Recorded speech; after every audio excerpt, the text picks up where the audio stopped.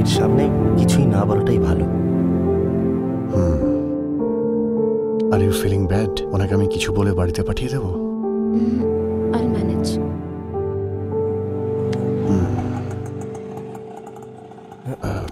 মনে হচ্ছে ওরা চলে এসেছে। Maya nose ring.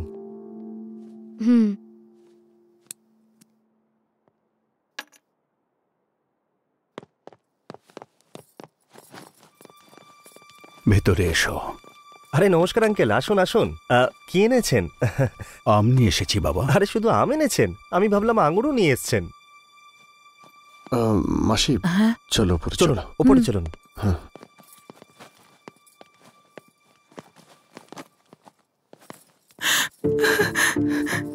মা,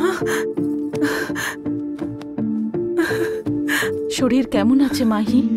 আরে কথা বল মা, তোর কাছে ফোনটাও তো নেই। আঙ্কেল, সবেমাত্র অ্যাক্সিডেন্টটা হয়েছে তো, তাই আস্তে আস্তে সব মনে পড়ে যাবে। মানে এ কি সমস্ত কথা ভুলে গেছে? হ্যাঁ সেই রকমই। সিরিয়াল খুব দেখেন তাই না? আন্টি আপনি তো নিশ্চয়ই গল্পও জানেন, বলে দিন।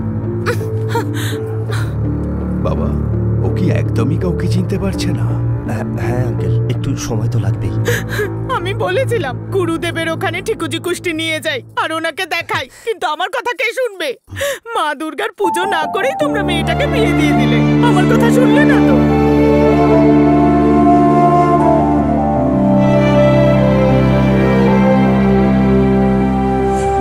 এখন ভুগছো তো? দেখো দেখো মেয়েটার অবস্থা।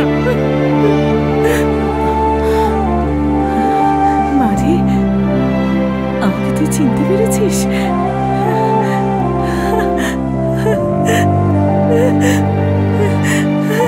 মারে, তুই জানিস তো বল যে আমি তোকে কত ভালোবাসি।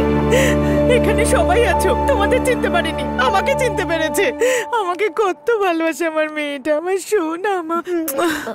আরে কপালে ব্যথা লাগলো? আমাকে ক্ষমা করে দে মা, ক্ষমা করে দে। আমি আসলে বুঝতে পারিনি, খেয়াল করিনি। ওর পক্ষে এখন ইমোশনাল হওয়া একদমই ঠিক নয়। কয়েকদিনের জন্য ওকে একা থাকতে দাও, সব ঠিক হয়ে গেলে আমি নিয়ে যাব।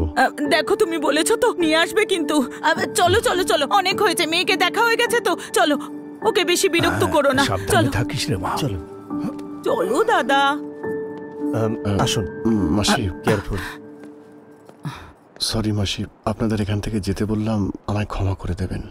না না, আমি তো তোমার মায়ের মতো, তাই না? জানো তো, আমি দাদাকে বলেছিলাম আমার ছেলের সাথেই বিয়ে দিচ্ছি, তাই আর কি। তুমি তো আমার ছেলেই, তাই না? ওর খেয়াল রেখো বাবা।